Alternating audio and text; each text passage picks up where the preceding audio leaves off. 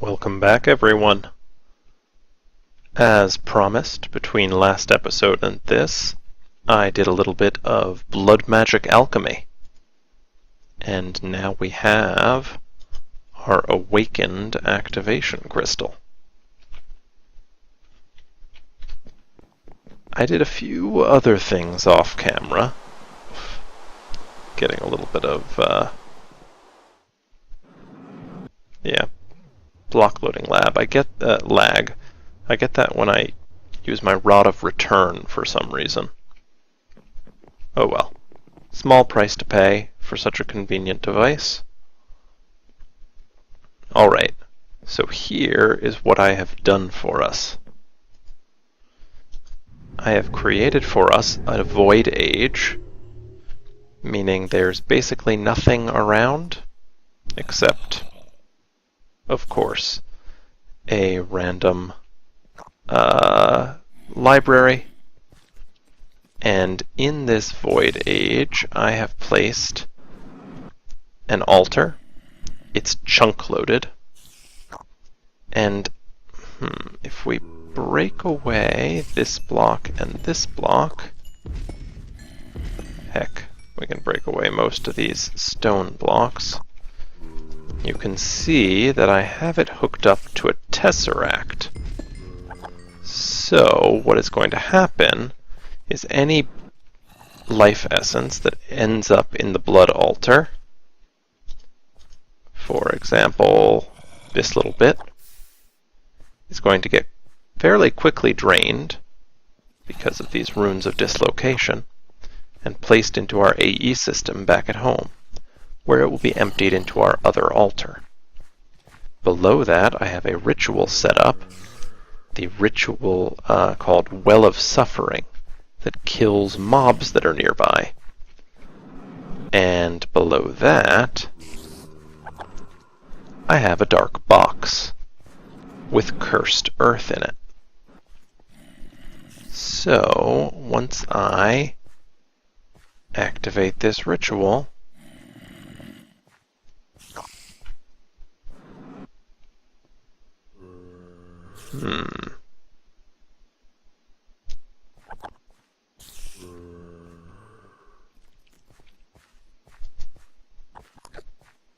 that should have activated the ritual.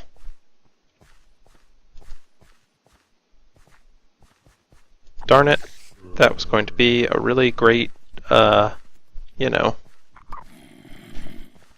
thing when I activate the ritual. And then everything was supposed to start dying, we were supposed to get life essence here. Okay, so something is clearly out of place.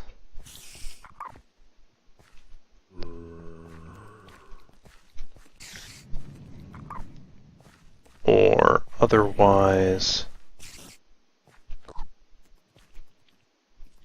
messed up.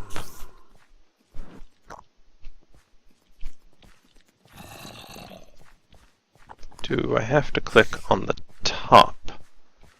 It's the only easy troubleshooting method I can think of. Okay, have the tesseract.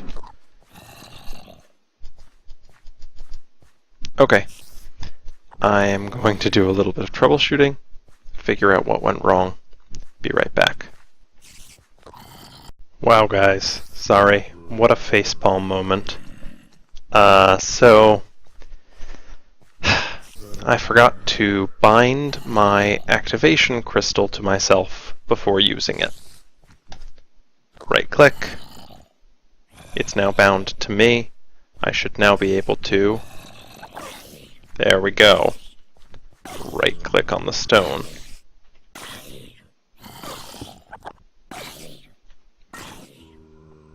Theoretically, at this point, we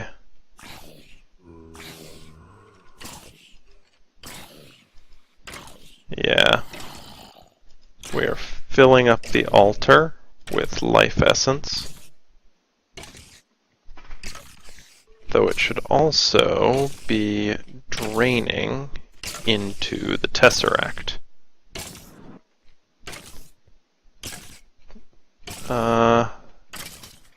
I'm just going to temporarily break one of these runes to see that. And in fact it is. So, one thing we're going to do is add our blood orb here. That means one blood orb is constantly going to be charged, and when we are not charging the blood orb, once it's fully charged, we should be sending extra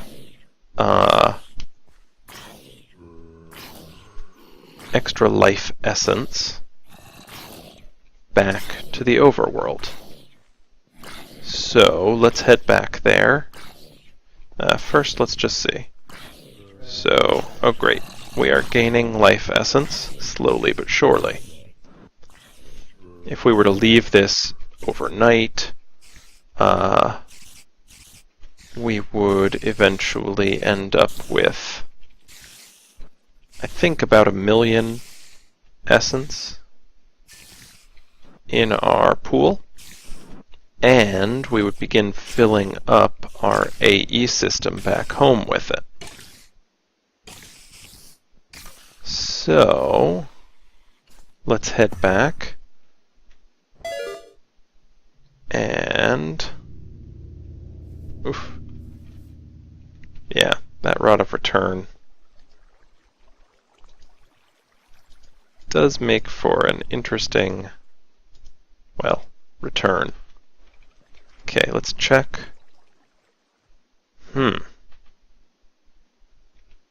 We do not seem to be gaining any life essence here. And I see the problem. Our Tesseract is not yet hooked up to a fluid interface. So, if we make a fluid interface,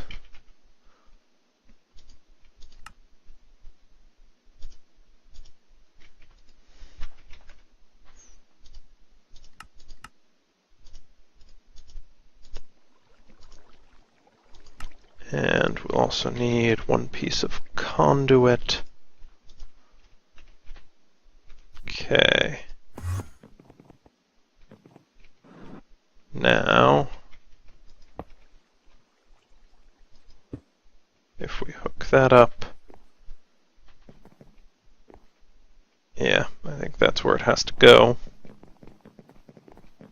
We should now begin to see. Oh, yep. You saw it briefly. Life essence is entering the system, but as quickly as it does, it is exiting over here into our blood altar. So if we give that a little while, we should eventually start filling our system. Sorry, stifled a yawn there. We should start filling our system with the life essence, and I'll probably take, I upgraded our fluid storage. I'm using 64K fluid storage cells now. These store a lot. But yes, I will probably dedicate one of these to life essence to give us a really good buffer. Well, you know what? I'm not going to bother. But either way, we should be rolling in it now. Now, the amount we're getting, until we fill up that blood orb, the amount we'll actually get here at the altar might be rather low. Which is too bad, because it means I get to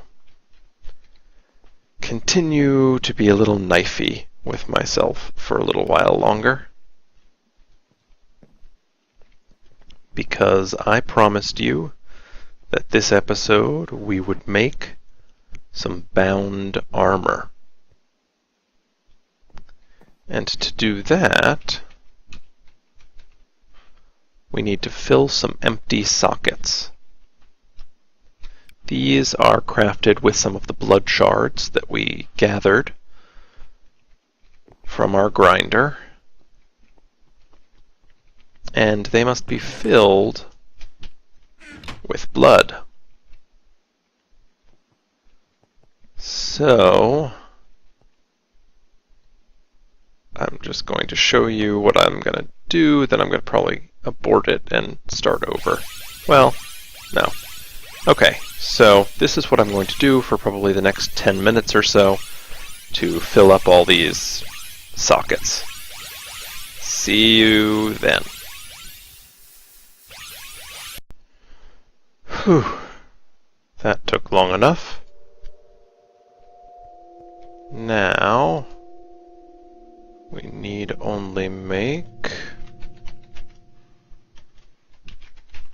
one more item. There we go. The Soul Armor Forge.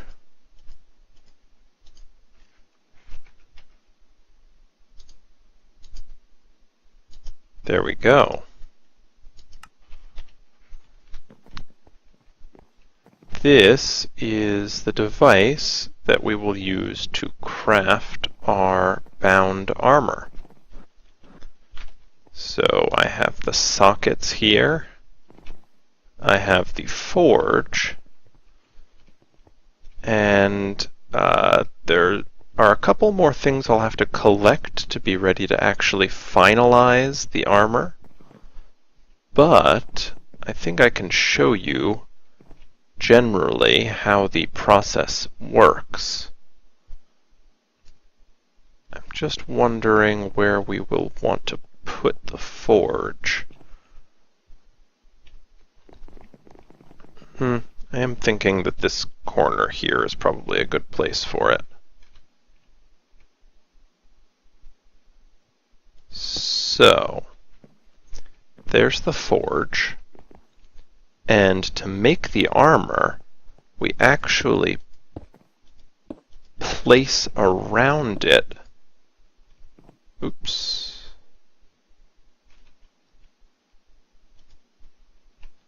Okay, good. The filled sockets in the pattern that they would in the crafting grid if we were making armor and they were, say, diamonds. So if this were a 3x3 crafting grid, we were making a chest plate, you'd see this pattern in the grid. And the forge fills in whatever other random bit you need. Okay, give me a couple minutes. I have to collect all of the additional things we're going to put into our bound armor, because one of the advantages of bound armor, not only is it extraordinarily resilient, and in fact, if you are wearing a full set of bound armor, damage is done to your life points. That is your network of blood that you've sapped out of, in our case, hostile mobs, instead of damaging your health. So as long as we have LP, which, remember, we're generating constantly in that age, we can't die. Well, there are some ways we can, but it's incredibly difficult to kill us. Beyond that, though, we can imbue certain of the sigils that we've made previously, like, for example, the sigil of divination. And depending upon what sigils we add to the armor, we can expect different effects. So I am going to collect some of the items we're going to need for that, and I'll be right back. Well, I realized there was one more important component that we were lacking to make our blood magic armor. And that is demon blood shards. We'll need 4 of them, 1 for each piece. And to get those, we need to kill demons. So I've made a couple of modifications to our impenetrable killing chamber. Slightly increased the size and added these pedestals. So, theoretically, if we take a Master Blood Orb, put it in the center there,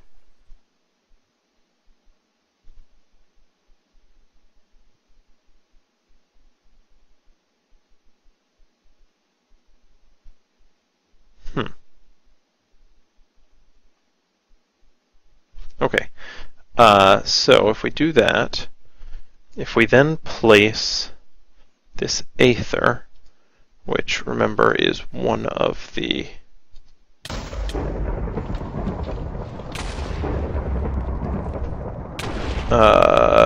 things we brewed with the blood magic alchemy,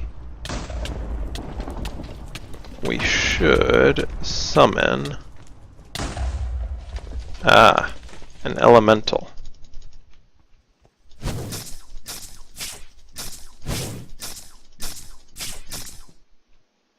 And when we kill the elemental, it has a chance to drop the demon blood shard. Now, normally, these things are actually basically boss caliber fights. They can be pretty tough, but I am summoning the air elemental, and the air elemental specifically tosses you up into the air as its special attack. Well, we are in this tiny room, which completely negates that advantage that it has. So it really isn't able to do much to me.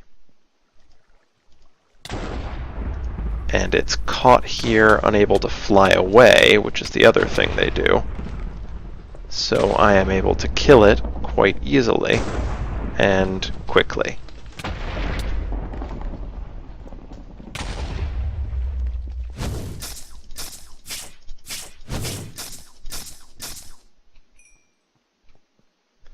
So I am going to keep killing these. As I said, that last one didn't drop a demon shard because they only have a chance to drop it. It is not 100%. So I will keep killing these guys until I have the 4 shards I need for my armor, and then I'll be back. Hooray! Out of 5 summons, we got 4 shards, which is actually a really great ratio. And yeah, I think it's probably because we have so much looting on our bound blade. Gotta love the Osmotic Enchanter.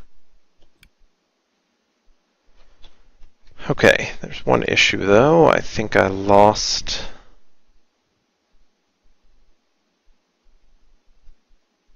one of the sigils I needed. Let's just quickly get ourselves a sigil of the Fast Miner.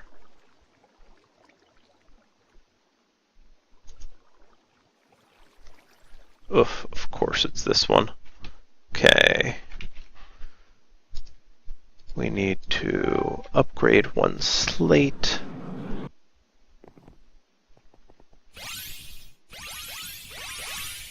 And in the meantime, get some iron tools going.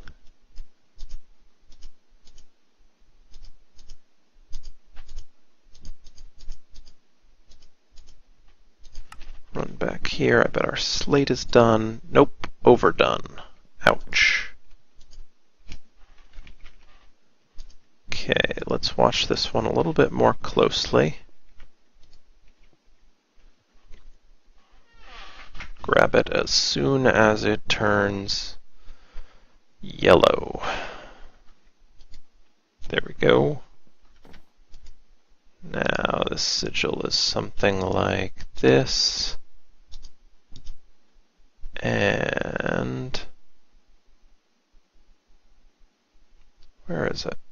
There we go.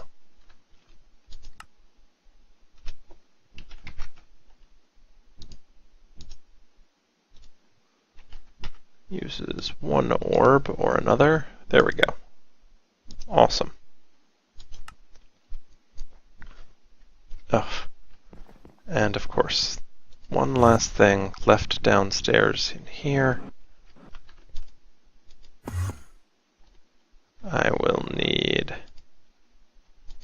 this orb. Okay. We are really ready now. Let's do this. So, I have all of our chest piece set up, and here is how we do this. In order to allow it to have abilities, we need to put a blood shard in. If we put a regular blood shard, the chest could have one ability. Because we are adding a demon blood shard, it can have two. So, this is our chest. I'm thinking we will give it... Okay. Things for sight we'll put in our helmet.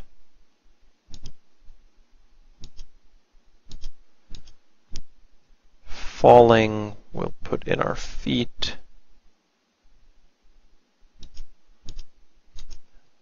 We'll put magnetism and fast miner in our chest.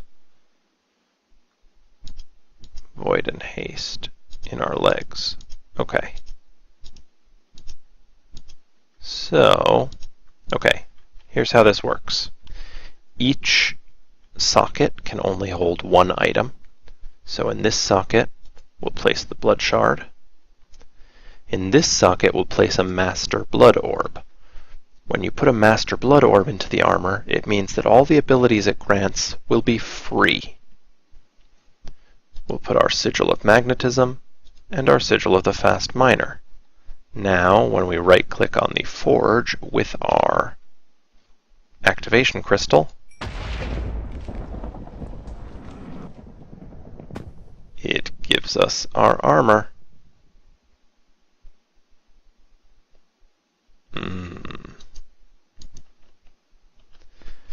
Okay. Let's lay out what we need for our boots.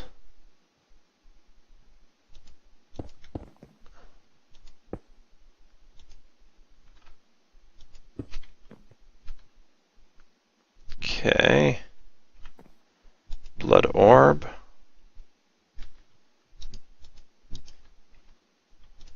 Blood shard. Boots are getting Sigil of the Green Grove and Air Sigil, just because I had an extra slot and... Oops, okay. So, the advantage here is if you break the socket, it drops both the socket itself and whatever items you had placed into it. So, in this case, we actually have to put the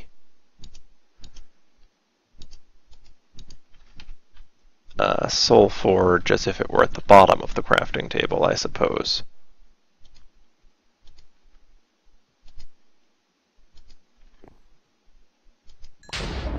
There we go.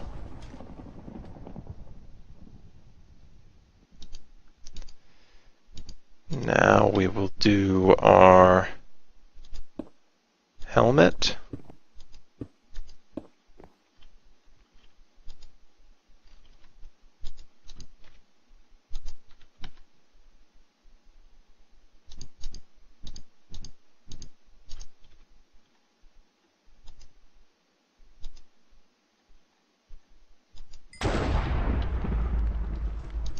And finally, pants.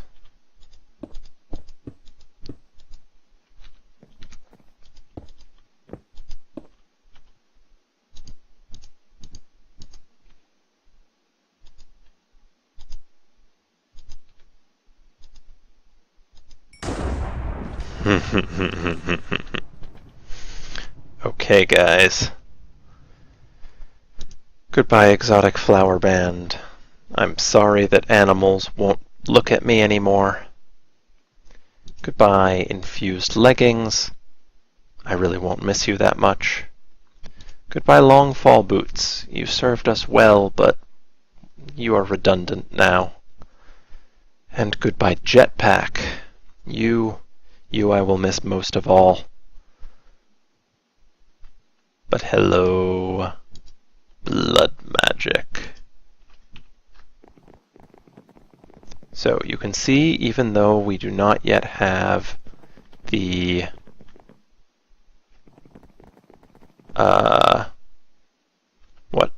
the infused run speed bonus, we run quite quickly. This is due to the sigil of haste we added to our boots.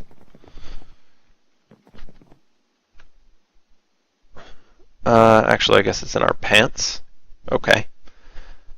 We also, let's see, have night vision. We see everything very clearly. We have, let's see, haste. We'll dig things faster. We get a jump boost from this. Oh no, we got that already. Apologies. Let's see, I think it's actually boost. It increases both our run speed and our jumping. Because as you can see, we are jumping pretty high. We can actually jump up the 4 blocks in here onto the roof.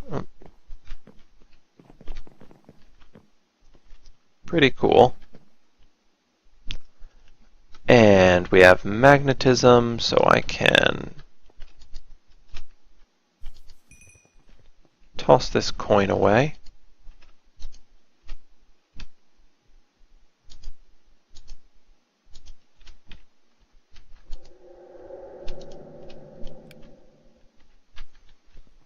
And let's just show you. Picked it right up because of the magnetism we have.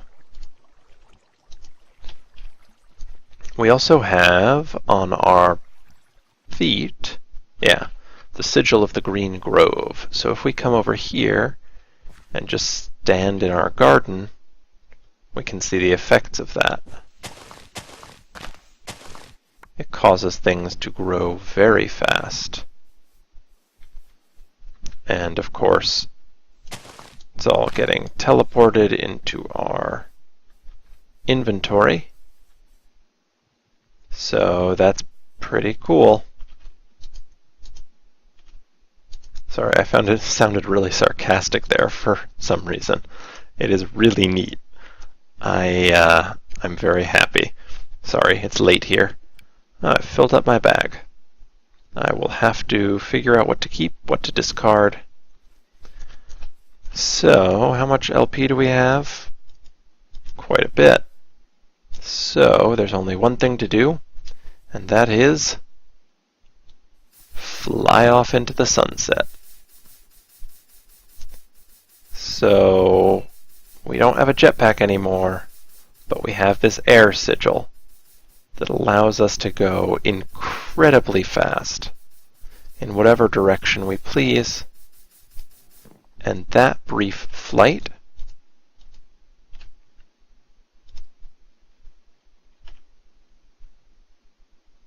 used 10,000 LP. It's okay, we have 300,000, and our cap is currently somewhere around 1 million, which I will hit soon because I'm close to going to bed for the night, and once I do, this will run overnight, and we'll never worry again about life points. Okay, I mean, there's a little bit more we're going to want to do with this. I want to upgrade my altar more to reach tier 5. And then we can get the Archmaster's Blood Orb. I also want to look a little bit into potion crafting, which allows us to make, using alchemy, some potions that can have really, really potent effects. Like, for example, a potion that'll allow us to fly creative mode for 20 minutes at a time. We have a spell that can let us fly, which is helpful considering we just lost our jetpack in our standard equipment. But the duration on this is only a minute and a half, so we'd have to recast it pretty frequently.